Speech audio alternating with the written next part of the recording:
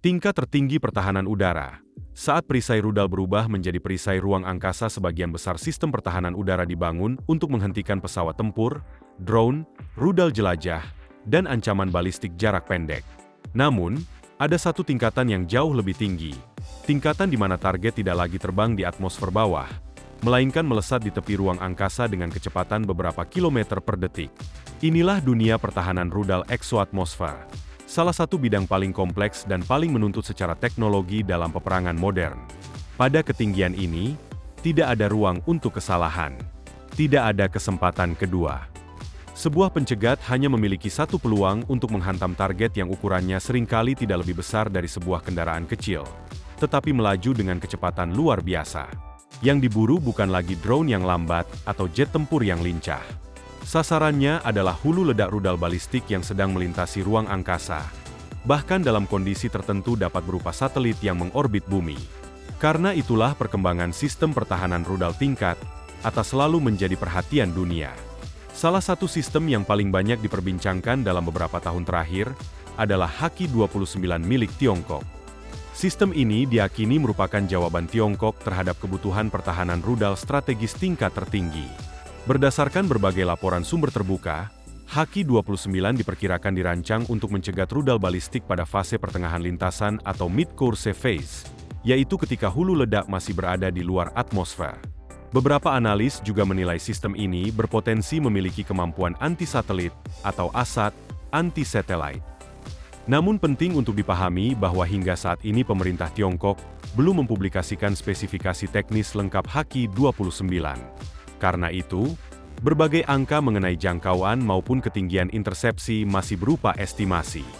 Sebagian laporan memperkirakan Haki-29 mampu menyerang target hingga ribuan kilometer dengan ketinggian intersepsi ratusan kilometer di atas permukaan bumi. Sementara perkiraan lain lebih konservatif, menempatkan kemampuan intersepsi praktisnya di kisaran sekitar 150 hingga 600 km. Perbedaan angka tersebut justru menunjukkan satu hal penting. Kemampuan sesungguhnya masih belum dapat diverifikasi secara independen.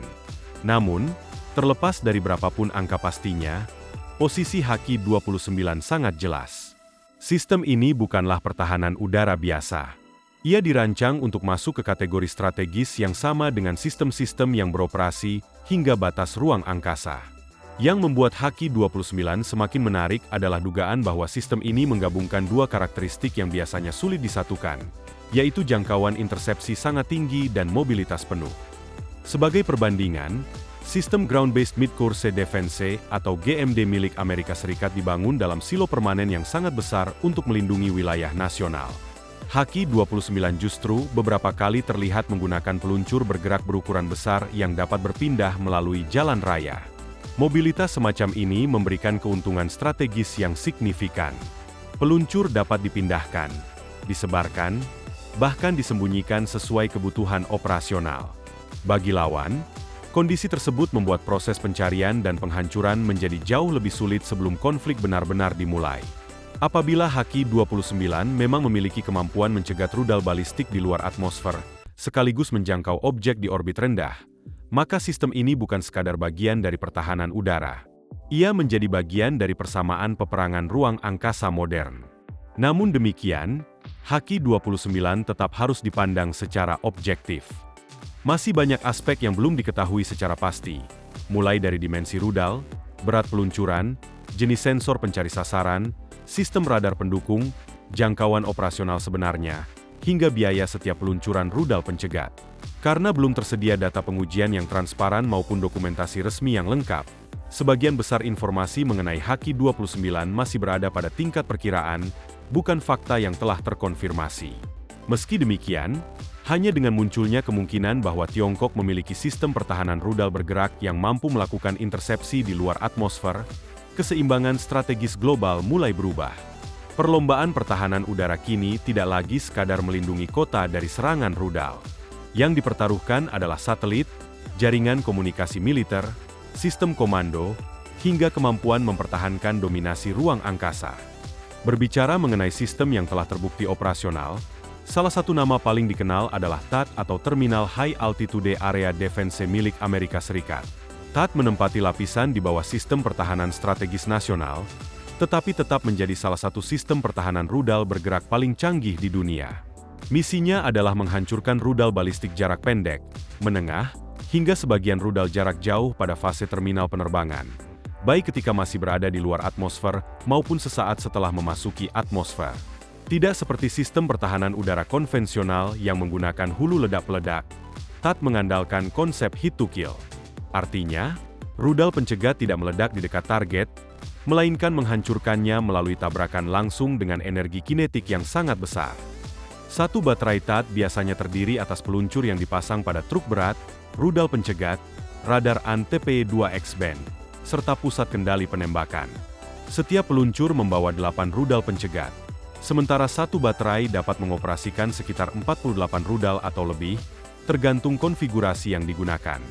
Secara teknis, THAAD merupakan kombinasi mobilitas, jaringan sensor, dan kemampuan intersepsi berkecepatan tinggi. Rudalnya memiliki panjang sedikit di atas 6 meter dengan berat sekitar 900 kg. Berbagai sumber terbuka mengaitkan THAAD dengan jangkauan intersepsi sekitar 200 km dan ketinggian sekitar 150 km. Radar AN-TPY-2 sendiri termasuk salah satu radar pertahanan rudal paling kuat yang pernah dikembangkan. Radar ini mampu mendeteksi, melacak, sekaligus membedakan berbagai target balistik pada jarak yang sangat jauh, tergantung mode operasi dan lokasi penempatannya. Namun, kemampuan tersebut datang dengan harga yang sangat mahal. Setiap rudal pencegat THAAD diperkirakan bernilai sekitar 12 hingga 15 juta dolar Amerika, sedangkan satu baterai lengkap dapat melampaui $1 miliar setelah memperhitungkan radar, peluncur, sistem komando, pelatihan, dan dukungan logistik. Karena itu, THAAD tidak dirancang untuk menghadapi drone murah atau roket sederhana. Sistem ini digunakan hanya terhadap ancaman bernilai strategis yang benar-benar dapat mengubah jalannya peperangan. Di atas THAAD terdapat lapisan yang jauh lebih strategis, yaitu Ground-Based Midcourse Defense atau GMD.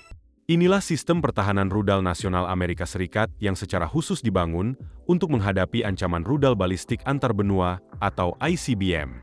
Berbeda dengan THAAD yang dapat dipindahkan, GMD merupakan sistem tetap berbasis silo. Saat ini, pencegat GMD ditempatkan di Fort Greely, Alaska, dan Pangkalan Angkatan Luar Angkasa Vandenberg, California. Tugasnya adalah mencegat hulu ledak ICBM ketika masih berada di fase pertengahan lintasan, yaitu saat melintasi ruang angkasa sebelum kembali memasuki atmosfer. Pencegat GMD membawa Exotmospheric Kill Vehicle, EKV. Setelah roket pendorong membawa kendaraan penghancur keluar atmosfer, EKV akan memisahkan diri, menggunakan sensor internal, menerima data dari jaringan radar strategis, kemudian melakukan koreksi lintasan menggunakan pendorong kecil, hingga akhirnya menghantam target secara langsung. Secara konsep, inilah bentuk paling murni dari teknologi hit to kill. Namun, kompleksitas teknologi tersebut membuat biaya pengembangannya sangat besar. Program GMD diperkirakan telah menghabiskan lebih dari 60 miliar dolar Amerika. Sementara setiap rudal pencegat sering diperkirakan bernilai antara 75 hingga 90 juta dolar. Program penerusnya, Next Generation Interceptor, bahkan memperoleh kontrak pengembangan senilai sekitar 17 miliar dolar. Jumlah pencegat GMD juga relatif sedikit dibanding sistem lain. Hal ini bukan karena keterbatasan teknologi, melainkan karena setiap peluncuran GMD merupakan keputusan strategis tingkat nasional yang hanya dilakukan terhadap ancaman ICBM nyata. Sementara itu, Israel mengembangkan pendekatan berbeda melalui sistem Arrow 3. Dalam jaringan pertahanan berlapis Israel, Arrow 3 berada di lapisan paling atas, di atas Arrow 2, David S. Sling, dan Iron Dome. Misinya adalah menghancurkan rudal balistik jarak jauh ketika masih berada di luar atmosfer, sebelum memasuki kembali wilayah yang dilindungi. Arrow 3 juga menggunakan teknologi hit to kill, dengan kendaraan penghancur yang memiliki kemampuan manuver sangat tinggi. Berbagai data publik mengaitkan sistem ini dengan kemampuan intersepsi di atas 100 km. Sementara beberapa estimasi menyebutkan cakupan pertahanannya dapat mencapai ribuan kilometer. Arrow 3 juga mencatat sejarah penting sebagai salah satu sistem pertahanan rudal strategis yang berhasil diekspor. Jerman memilih Arrow 3 sebagai sistem pertahanan rudal tingkat atasnya melalui kontrak bernilai miliaran dolar, menjadikannya salah satu ekspor pertahanan terbesar sepanjang sejarah Israel. Secara teknologi, kemampuan menghancurkan target di ruang angkasa membuat Arrow 3 sering dikaitkan dengan potensi kemampuan anti-satelit. Namun perlu ditegaskan bahwa kemampuan tersebut tidak otomatis berarti sistem ini dirancang sebagai senjata penghancur satelit. Kemampuan ASA tetap bergantung pada sensor, perangkat lunak, data target, jaringan komando, serta keputusan politik dan militer. Meskipun demikian, perkembangan teknologi telah menunjukkan bahwa batas antara pertahanan rudal eksoatmosfer dan kemampuan anti-satelit kini semakin tipis. Sistem terakhir yang tidak kalah penting adalah SM-3 dalam jaringan Aegis Ballistic Missile Defense.